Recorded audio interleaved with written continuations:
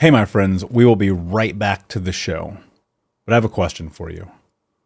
Are you struggling with the impact of childhood trauma? Well, know that you're not alone. I'm here to let you know that I'm starting a brand new weekly coaching group that includes a year of life coaching, accountability, support, habit and goal setting, and more. I'm starting a waitlist for the group right now, and I'm only taking a handful of people. And I'll let you know that through this personalized coaching, we'll work together to help you understand how your childhood trauma has shaped your beliefs, behaviors, emotions, and will help you create a roadmap for healing and growth. Right now, you can schedule an absolutely free coaching session with me and get put on the wait list if you go to thinkunbroken.com. My friends, it's your time to turn your trauma into triumph, breakdowns into breakthroughs, and become the hero of your own story. And I'm here to support you in doing that. Just go to thinkunbroken.com to register for a free coaching call with me and to get put on the wait list for the brand new weekly coaching program. We'll be right back to the show. But before we do, I want to tell you about today's sponsor, factormeals.com, where if you go to factormeals.com/unbroken50 and use the code unbroken50, you can get 50% off your first order. That's factormeals.com/unbroken50. If you're like me and you are a person who is busy trying to create a life, heal, work on their health, wealth, and relationships, and not to mention deal with the day-to-days of normal life, you do not have time to be going to the grocery store and trying to figure out what you're going to cook every single day of the week. In fact, one time I did the math and I realized I was spending over 15 hours a week at the grocery store and cooking. When I added Factor, I got to use that time for myself, for my family, for my friends, for my community, and for my business. And so if you're in the place where you need some more support in the kitchen, head to factormeals.com/unbroken50 and use the code unbroken50 to get 50% off. What's so special about Hero Bread's soft, fluffy, and delicious breads, buns, and tortillas? Hero Bread serves up 0 to 1 grams of net carbs, 5 to 11 grams of protein, and high fiber in every delicious serving. Made with natural ingredients, Hero Bread supports gut health, promotes weight management, and helps maintain blood sugar. Hero also drops other limited edition ultra-low net carb goodies like rich, flaky croissants and buttery brioche slider rolls. Head to hero.co to shop today. Hey, my friends, we will be right back to the show. But I have a question for you. Are you struggling with the impact of childhood trauma? Well, know that you're not alone. I'm here to let you know that I'm starting a brand new weekly coaching group that includes a year of life coaching, accountability, support, habit and goal setting, and more. I'm starting a waitlist for the group right now, and I'm only taking a handful of people. And I'll let you know that through this personalized coaching, we'll work together to help you understand how your childhood trauma has shaped your beliefs, behaviors, emotions, and will help you create a roadmap for healing and growth. Right now, you can schedule an absolutely free coaching session with me and get put on the wait list if you go to thinkunbroken.com. My friends, it's your time to turn your trauma into triumph, breakdowns into breakthroughs, and become the hero of your own story. And I'm here to support you in doing that. Just go to thinkunbroken.com to register for a free coaching call with me and to get put on the wait list for the brand new weekly coaching program. Have you ever tried something that felt really outside of your character? I definitely have. Lots of different things, especially in this healing journey. And one of those things early on was hypnotherapy and hypnosis.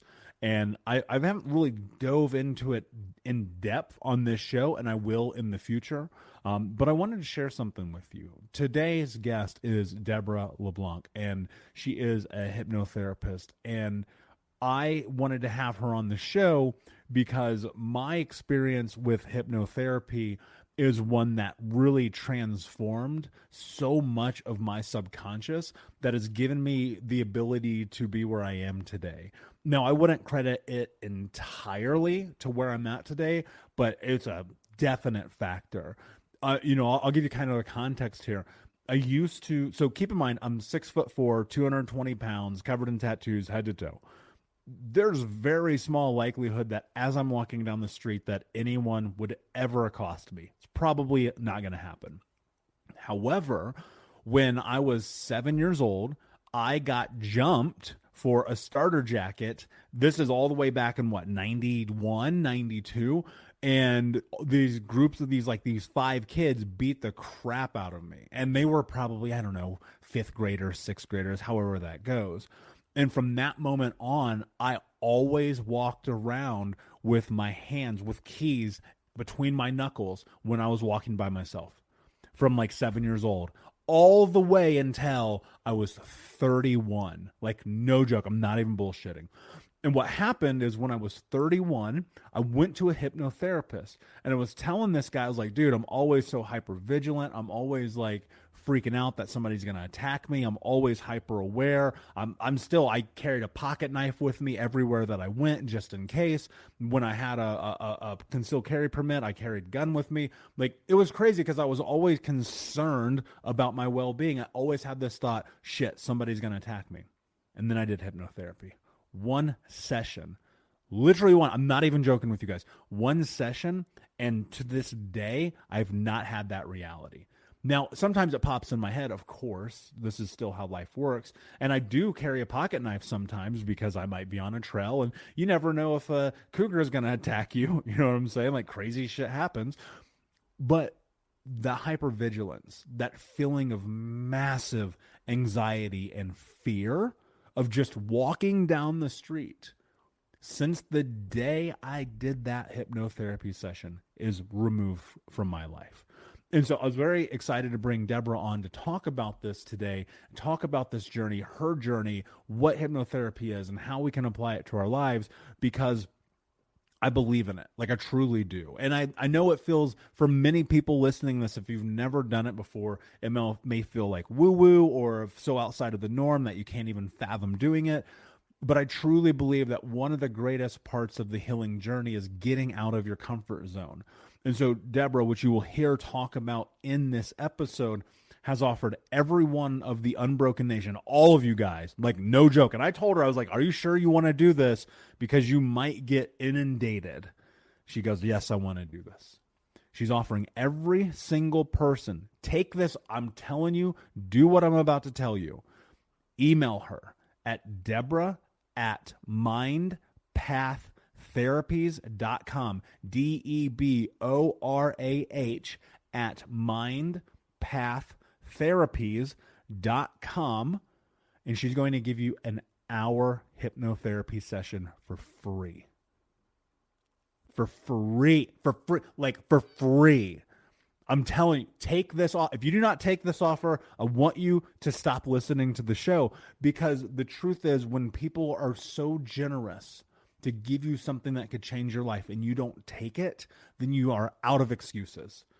So take this offer, because I promise you that A, she's an incredible practitioner, and B, the power of hypnotherapy in my own life has been incredible. So anyone who emails her, Deborah@mindpaththerapies.com, and in the subject line, you put Think Unbroken Podcast. In the subject line, put Think Unbroken Podcast. She will give you a free 1-hour session. And I got to tell you, this is one of my favorite episodes. I'm very excited about this one. Thank you all for listening. Of course, please do me a favor. Go and hit the 5 stars on iTunes. Leave a review. We're trying to get to 200 reviews. We're almost there, and I need you. I need you to do that, because every time you leave a review, every time you share on social media, screenshot it, put it on social, tell people, because the message that we're sharing, the message that you're hearing, could be the message that changes someone else's life. So without further ado, my friends, let's get into the show.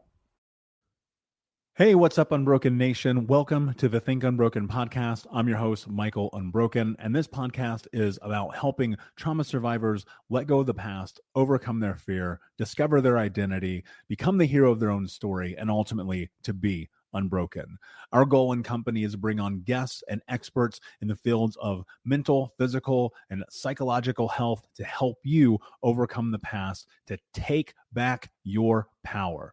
And in this podcast, we are unedited and unfiltered, and we're going to give it to you real so that you can start to create massive change in your life. If you're curious about learning more outside the podcast, you can get a free copy of my book, Think Unbroken, at book.thinkunbroken.com. That's book.thinkunbroken.com, where you can get a copy of my #1 best-selling book, Think Unbroken: Understanding and Overcoming Childhood Trauma.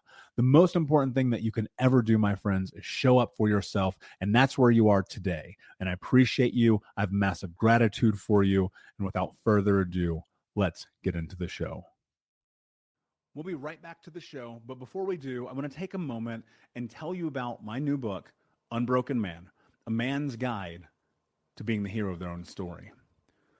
I sat down a few months ago and realized that there are so many men in the world that need guidance, that need support, that need to learn about trauma, removing themselves from toxic masculinity, breaking down the barriers to vulnerability, getting unstuck, and ultimately learning the tools to become the hero of their own story. Unbroken Man is available for pre-order right now if you go to men.thinkunbroken.com, where you'll also get access to over $1,000 in bonuses, including the 6-week in-depth trauma healing coaching app, which you'll get instant access to. I created Unbroken Man to be accessible to everyone around the world, but it is written for men from the guise of a man, and I hope that you will find it to be a practical tool on your healing journey in the same way that thousands of men around the world have. So check out men.thinkunbroken.com to pre-order, and until next time, be unbroken. Hey, what's up, Unbroken Nation? Hope that you're doing well wherever you are in the world today. I'm very excited to be back with you with another episode with my guest, Deborah LeBlanc, who is an entrepreneur, speaker, best-selling author, and also a Therapeutic Imagery Master Practitioner, which I'm very excited to talk about today. Deborah, my friend, how are you? What is happening in your world? I am doing great, Michael. I hope you are as well. We ran the gamut with COVID out this way, but everybody came up on the high end, so that's a good thing. And I'm so excited to be back to somewhat normal reality as we head into 2022, which I think is going to be, hopefully for many of us, the best year of our lives. That said, before we get in and dive in, I would love if you would share a little bit about your story, your history, and how you got to where you are today. Well, because I'm such an old broad, my backstory can be a bit long, but I'll cut it as short as I can. I came from my parents divorced when I was about 8 years old. I was raised by an abusive, emotionally and physically abusive mother. My dad wasn't around very much.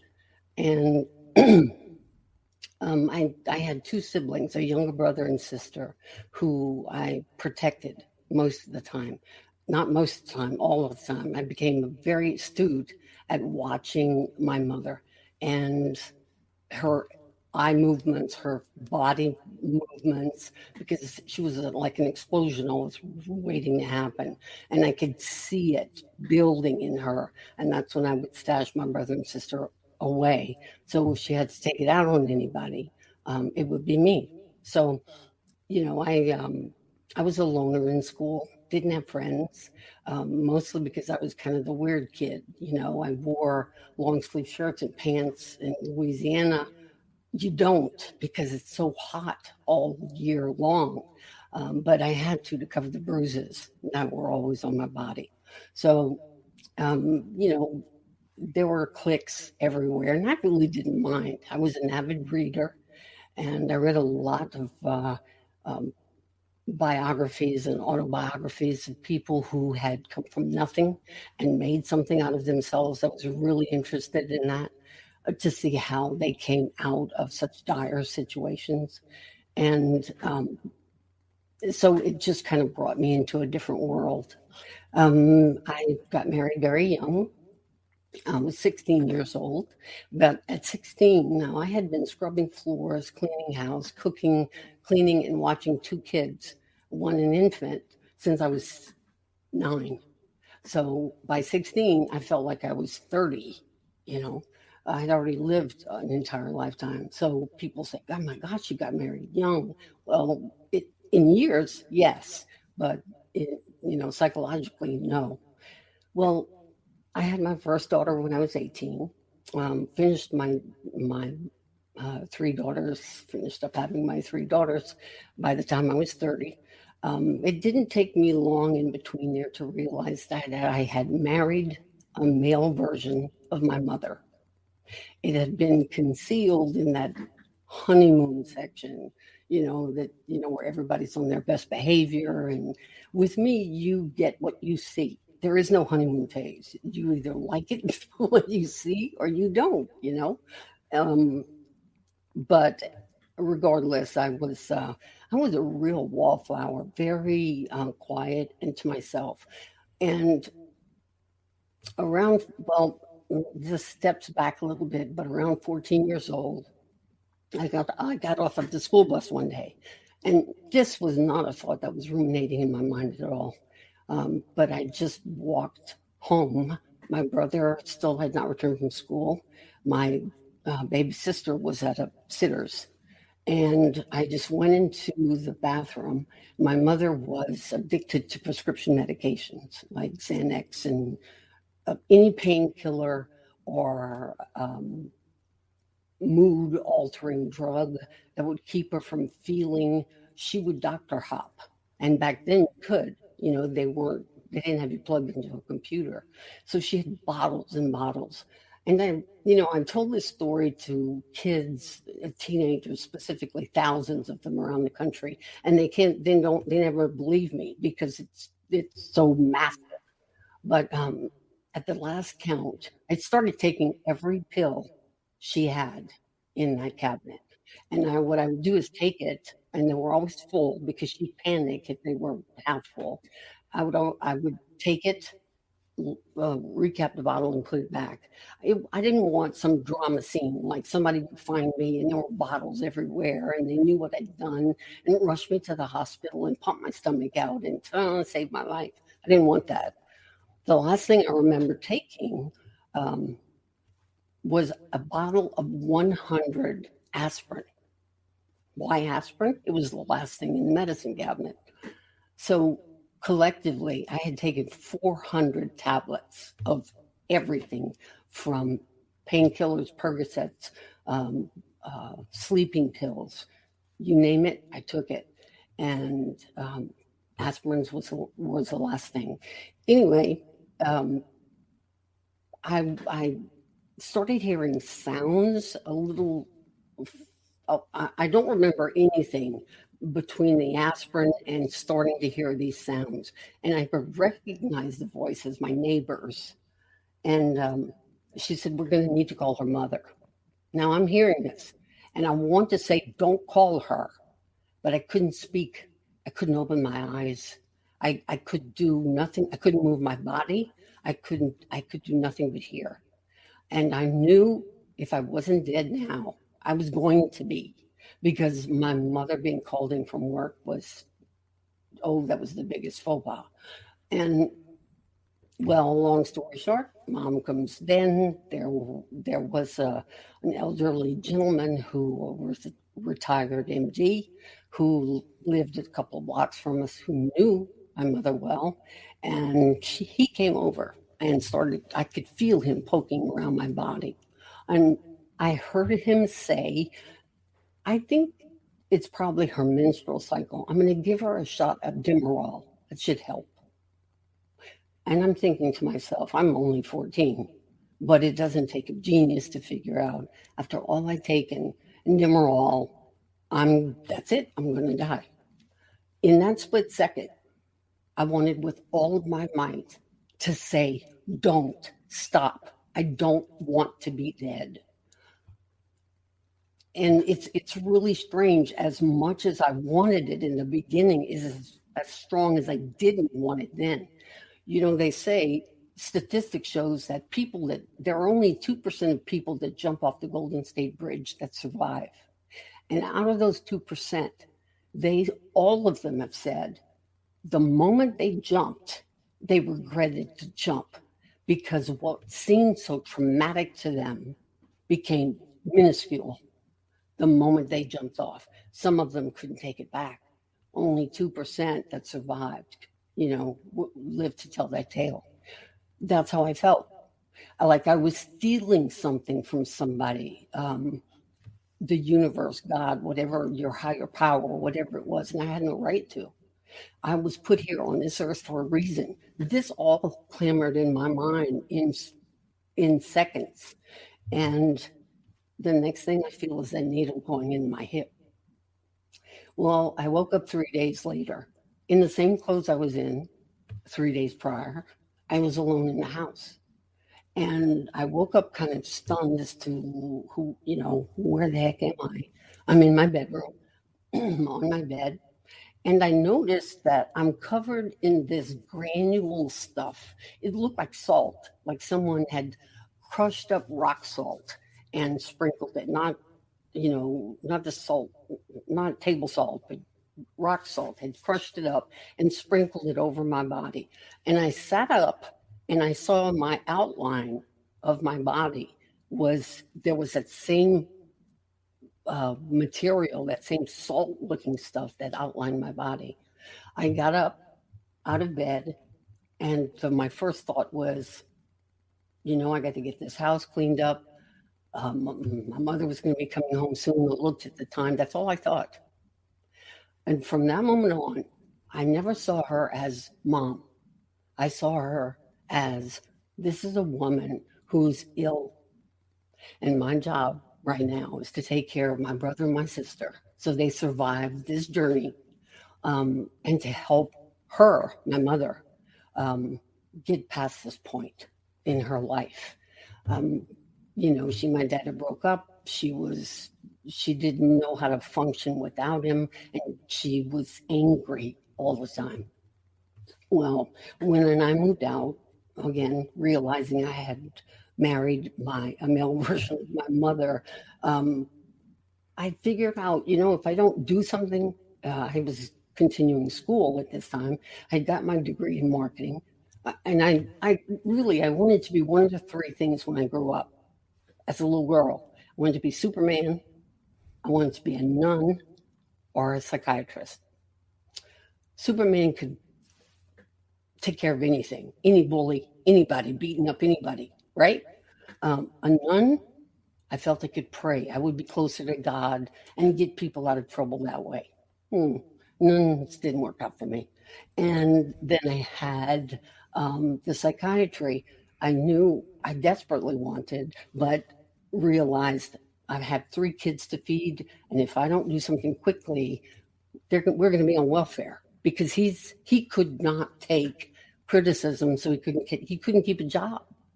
So I went to work in the oil field. I went from a recession economy where people were lined up, MBAs, people were lined up just for a receptionist job. There was no work.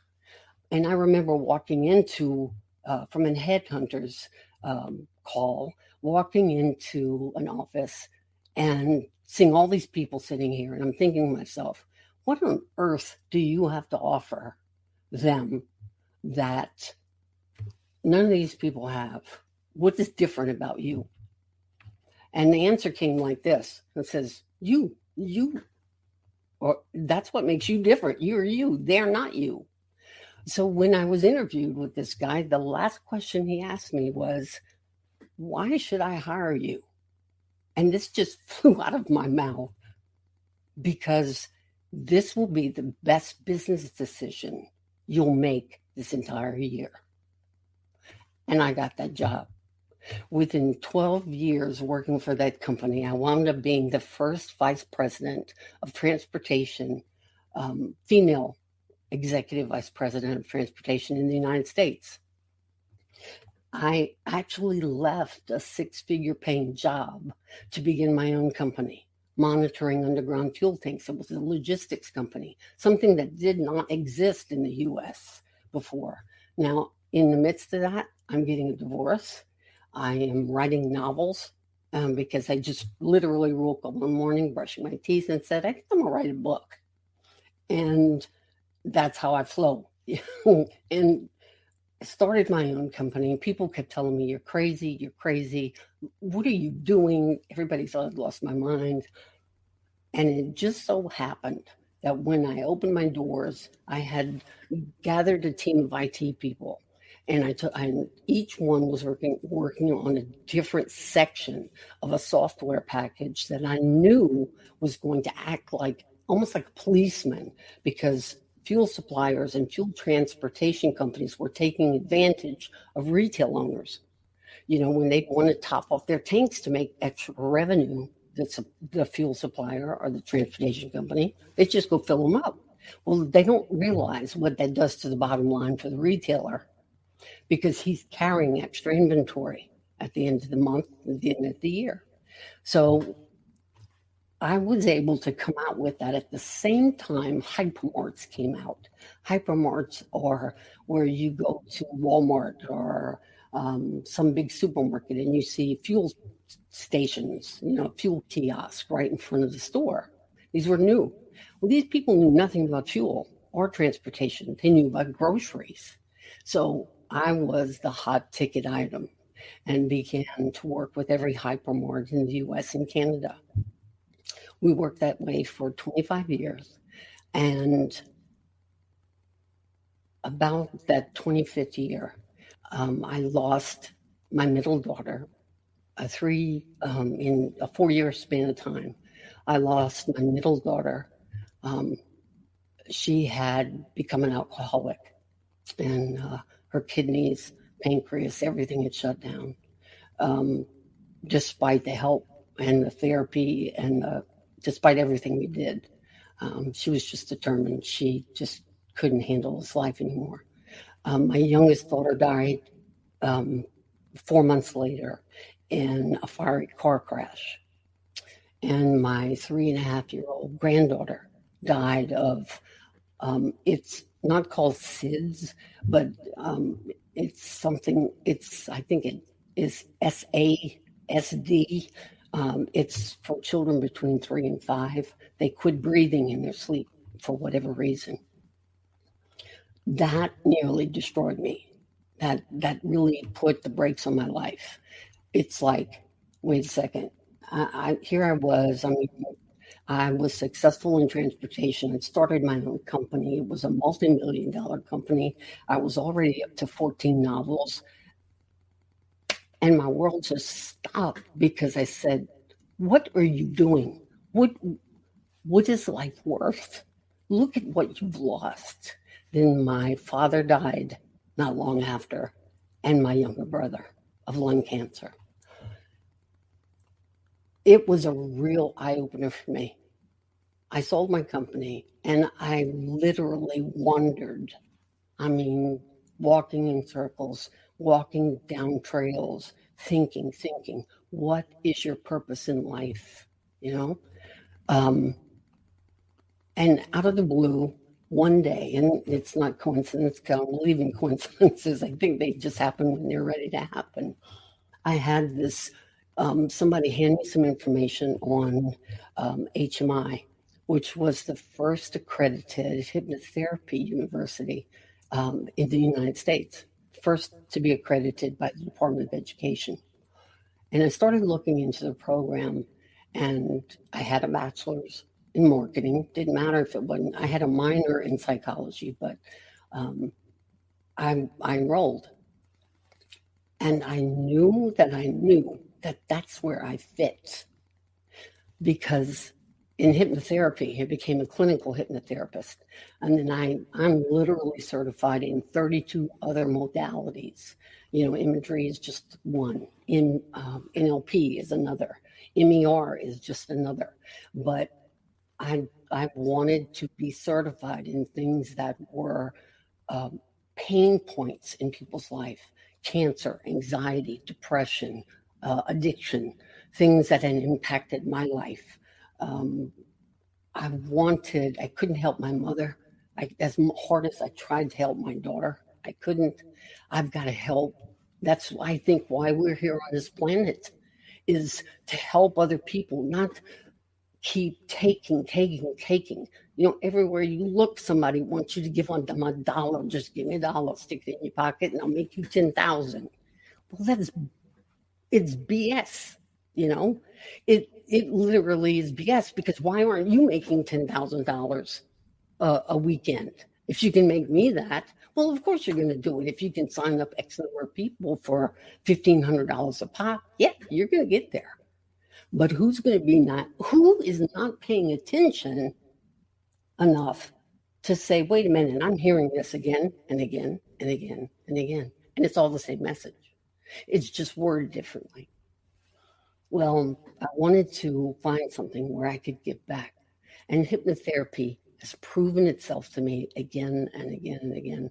There are often times when I see such relief and freedom come over a client's face, and I do all of my sessions over Zoom, that I have to quickly click off after, I count them up, set up the next session, tell them goodbye, and click off because I just feel the tears welling up, and I don't want them to see me crying, but because this is what it's all about. It really is what it's all about. Yeah, that's so beautiful. And that's a captivating story. I mean, my mind goes so many places when I hear a story like this and I sit here and I take it in, and it's the parallels of the journey in many ways with my experience and with many people who are listening right now, where we were kind of thrown into this position of we have to suddenly be caretakers for our siblings. I mean, I remember learning to cook at a very young age and learning to do dishes and laundry and all the things that come along with that. And you see that happening time and time again in these abusive households, and myself going down this road where I was 14, I downed a whole bottle of aspirin, and I was just like done with it, and thinking about all the things of life and service and what you're here for. And ultimately, I think the unfortunate part of the human experience is quite often we need the rock bottom moment. We need that baseball bat to the face moment to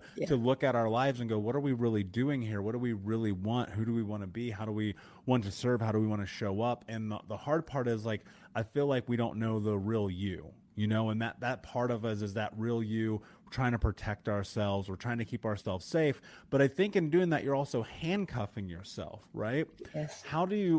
What I'm so curious about, because especially in this journey and looking at your life and multiple pivots, right, between being an entrepreneur, writing the books, having all these events happen, and then still trying to figure out who you are. How do you find the real you when you're always trying to protect yourself?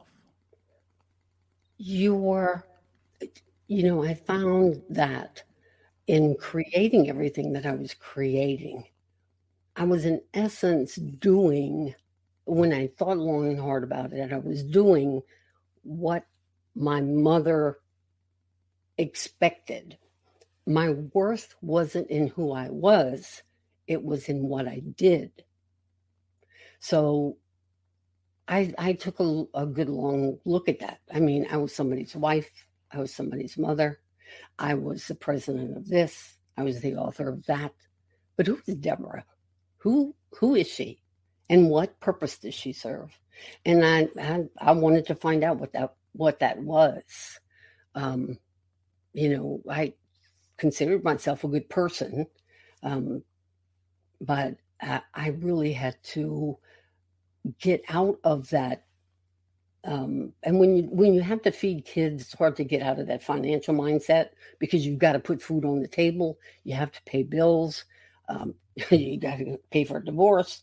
But you really dig down deep. And I had, and I have got to throw this caveat out there. My sister, my younger baby sister, once told me, she said, Deb, you should try to go to therapy. Try it and just see if anything, if you like it. It might help you. We'll be right back to this episode of the Think Unbroken podcast in just a moment, but I wanted to invite you to come and join the Think Unbroken Discord community. If you don't know about Discord, it's being built on Web3, which is a platform that we as the users get to own. So no more Instagram or Facebook or algorithms getting in the way of you seeing and being a part of content.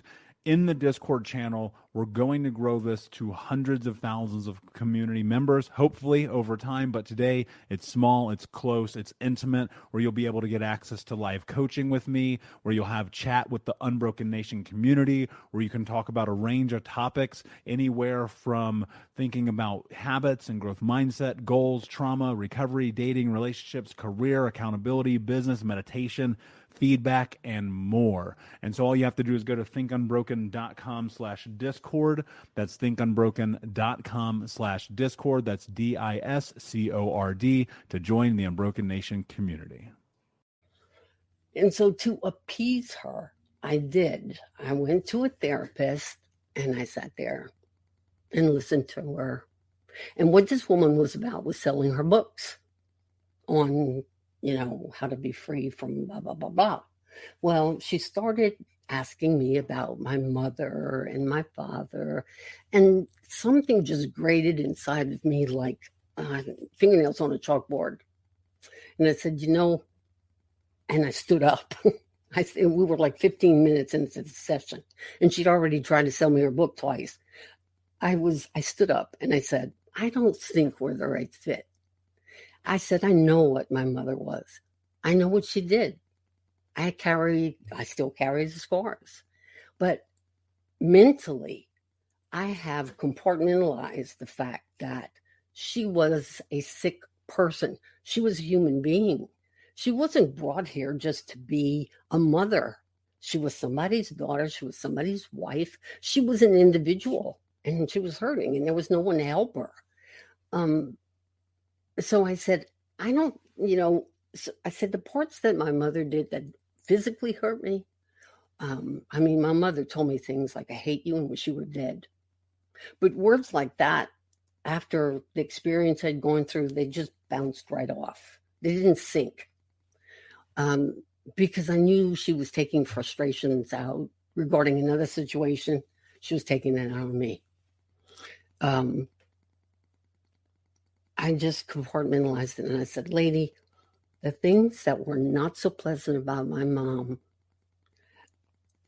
relating as her daughter, I buried that under concrete where she's buried. And I don't have any reason to dig it up because she was a hurting woman.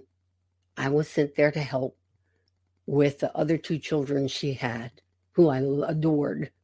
And that's it. That's the bottom line. I don't need to be psychoanalyzed. I've done that myself plenty of times. And I know where I fit. And that fit is not here in your office. I'm sorry to have taken up your time. I'll gladly pay you for the hour. And off I went. So my sister then said, oh, how did it go? I said, don't talk to me again. Am I going to a therapist? Don't do it. Just don't. We were on two separate journeys. I call it by the grace of God. I just opened my eyes and saw things for what they really were. Higher being, my husband calls it the universe, whatever you want to call it. I don't care. It was speaking loud and clear in my ear. And I listened and followed it. One of the most amazing things that I find is how long we carry that hidden person inside of us. There's a thing that a talk that I normally give called Who's Hiding in the Dark? And I have a client close their eyes, take 3 deep breaths, and I'm just going to go through the exercise. I'm not going to have you do it because I've already talked my jib off for quite some time. That's what we're here for. I had them close their eyes and imagine 3 doors, 3 white doors, average size. And out of the first door, the door opens up, and out steps you as you see yourself, as you see yourself now. And I have them describe what that person looks like. What color's their hair? How do they stand? How do they dress? What kind of timbre do they have to their voice? How do they react in fearful situations, in anxious situations? How do they react over stress? Once we go through a litany of questions, say, now let's turn to door number 2. And I have them turn their physical body ever so slightly. And I said, now the door opens and out steps the person that you want other people to think you are. Now describe that person to me. And it's amazing how different it is. Usually that person stands up straighter, their head's up taller, they're more finely dressed, they're more articulate, more outgoing, they laugh easier. That's how they describe themselves. And I say, all right, and once we're through with the litany of the door number 2, I'll say, now there's a third door. Now behind this door, and it's opening ever so slowly and won't open all the way. I said, it's the you that you have not even seen yet. The world has not seen yet. And he's about to poke his head out from around the corner of that door because he feels sort of safe enough now to show you what he looks like. Describe him to me. And I can't tell you the number of times people have said, I can't look. I can't look. I'm too afraid at what it looks like. That's fascinating. What comes to my mind, and I've done, hypnotherapy has played a beautiful role in my life, and hypnosis as well.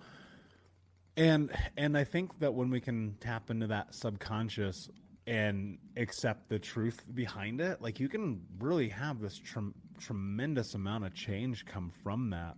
What I'm curious about, and especially with this third door, what is keeping people stuck there? Like why, like how do we get people into this position where they allow that third self to both live and breathe and be that thing that they know they're capable of being?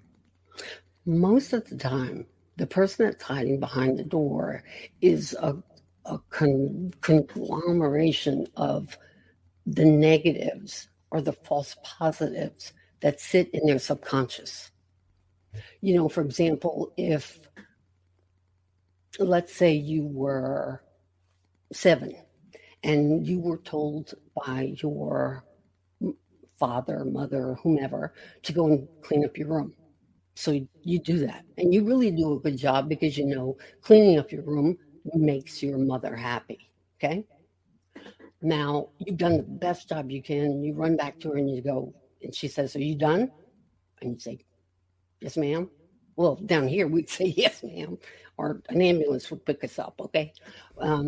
So she goes into the room and she looks around and she goes, I thought you said you picked up your room. And you looked up shocked. She said, what's that toy truck doing sticking out from under your bed? What's that T-shirt peeking out from the corner? What is this? What is that? And she's nitpicking everything that you didn't see. So what happens is what we give meaning to in our subconscious is that what we perceive as our very best is never good enough. So we grow up with that permanently set in our subconscious that, you know, some people will take it as, why do everything I can? Why work hard? Why this? Why that? It's never going to be good enough. It's never been good enough. Why should I do it now? And a lot of that is having to do with what was planted into your subconscious. You know, if yelling and screaming at someone, for example, let's say your father was a screamer and he did it because he thought that was the only way to get your attention. to get anyone's attention. He had to be loud, boisterous. And you saw that, or you somehow got planted into your mind one of two ways: as a negative, so you became uber quiet. That negative is like, it is not good to be loud and boisterous. Look how people react to him. But if your father gets the attention from that yelling, and people are just like, doing anything but bowing at his feet, then you see it as a false positive. I need to do that. I need to yell and scream and be boisterous and brr, brr, brr, brr, in order to get the appreciation that I deserve. So we develop meanings to false positives and negatives at from birth to 8 years old. And then what's formed above that is called the critical mind. Now, the subconscious mind is 88% of our brain power. That's a lot of territory. The critical mind acts like a trampoline. Any new message unit that comes in and is contrary to what are known to us, false or not, it will not let anything in that's going to contradict a known to you, because a known, be it right or wrong, is a safe zone for you. It's a safety net. So 12% of our brain is our conscious mind. That's where we have logic, reasoning. That's how we make decisions. Typically, the only way to get through that critical mind effectively and change those false positives into negatives and those false negatives into positives, or vice versa, is to create an opening and address them directly. And then we pull out the truth and lock in the negatives, so that what you have now coming to your subconscious, your conscious mind, is the truth of that positive, the truth of that negative. And your life begins to adjust accordingly by itself. It's not something you have to consciously say, okay, we did this, so that means I don't have to do that. It just happens automatically because our brain has been unbroken. I have this interesting thought around this. So, and obviously this is what happens when you get to that third door. It's barely opening. That subconscious programming from childhood is there. What I think is really fascinating and interesting, and I'd love to know your thoughts on, is there are people who will be able to acknowledge that, right? I'll put myself in that camp. Let me rewind myself 10 years ago, right? I go, okay, I acknowledge it. I look at my life. My past is impacting my present. This is going to hinder my future. All right, I'm going to do something about it. But there was just this onslaught. I do not have a better word for this. This onslaught of self-sabotage in this process. Why? Why do you still self-sabotage even though you've acknowledged everything you've just said and we're able to make meaning of it, and you're still like, well, I'm just going to screw my life up? Because inside, and I don't know, I know you said you had some experience with hypnotherapy and hypnotherapist, but what happened is they did not remove that and change it from a negative, that false negative, to a positive, that false positive to a negative, and pull it into the conscious mind where it becomes an automatic thing for you. It's not a thought process.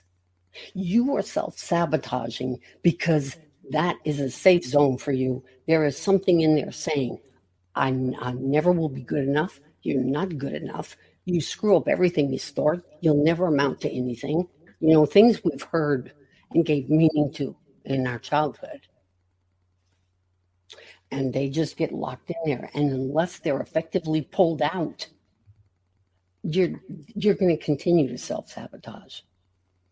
Yeah, that's fascinating. And I recall these moments of not only in like real, like Gestalt therapy, EMDR, CBT, whatever those were, men's groups, being, having a coach, going to different hypnotherapists and different kind of, just trying a little bit of everything. And I think it was this kind of amalgamation of just implanting all these concepts and ideas in my own brain that ultimately helped me find out who I was. But what I'm really curious about is, from your perspective, is how do you find you?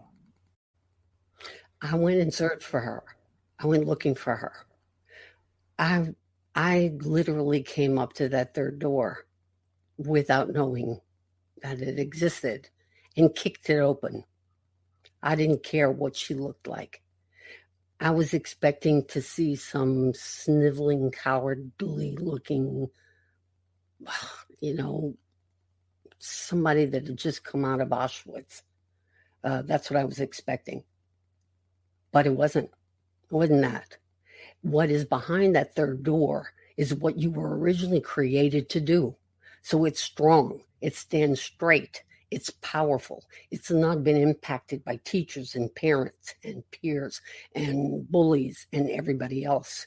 What hides behind that third door, the real you, is the one that was created from the beginning of time and meant to serve mankind in one way or another. That's the real you.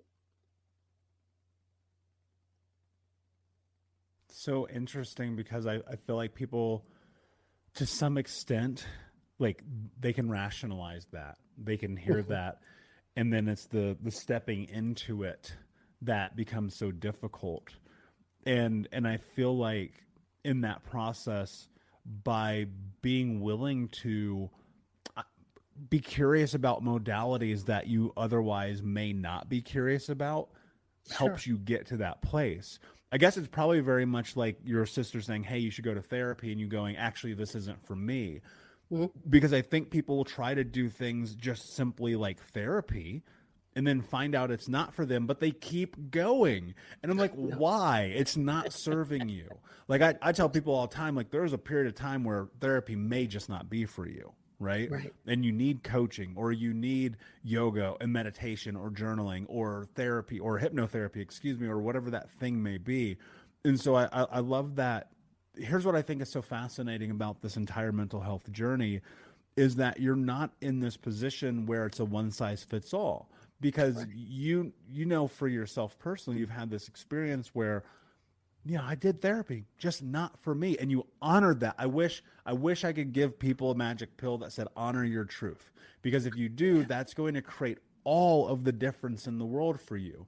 Because so often, yes, we're set up for failure. We come from homes of addiction and abuse. We find ourselves in the most precarious situations. We even, to some essence, myself included in this, like, destroy our lives.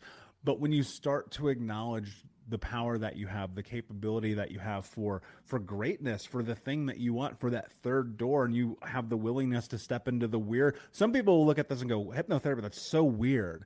Yeah, step into it, because that weird thing might actually be the thing that changes your life forever. And so this has been an absolutely beautiful conversation, Deborah. Before I ask you my last question, can you tell everyone where they can find you and learn more about you? They can go to mindpaththerapies.com. And of course, they can email me at Deborah@mindpaththerapies.com. They feel free to email me and ask any questions they'd like. In fact, if they go on my site, and you know what?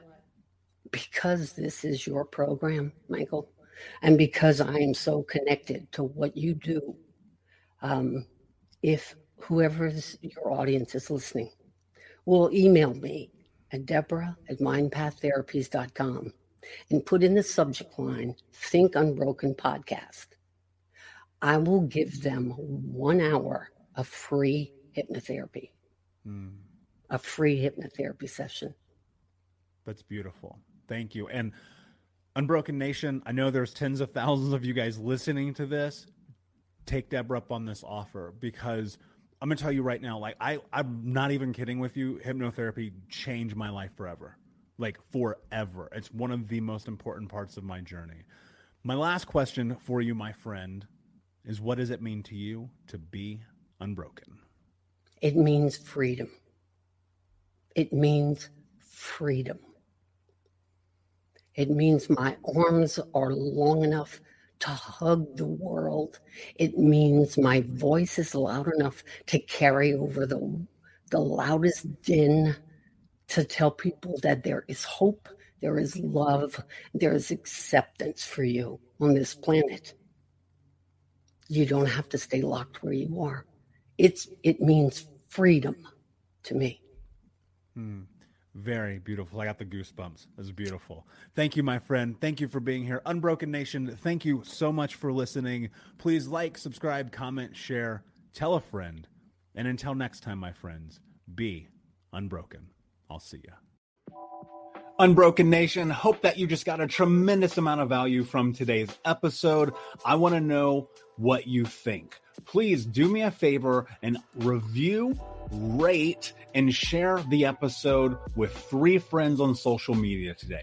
It would mean the world if you did, because ultimately at the end of the day, creating community and connection is how we heal generational trauma in the world. And I need your help to do that, Unbroken Nation. So if you're on iTunes or Spotify or wherever you are, please like, comment, share, review. I want to know not only what you like about the show, but how I can make the show better, how I can make this further about helping you on your healing journey. So do me a favor, and when you do, shoot me a screenshot of you making the review to my DM at Michael Unbroken on Instagram so that I can have a conversation with you, say hi, and more importantly, so I can share it with the Unbroken Nation.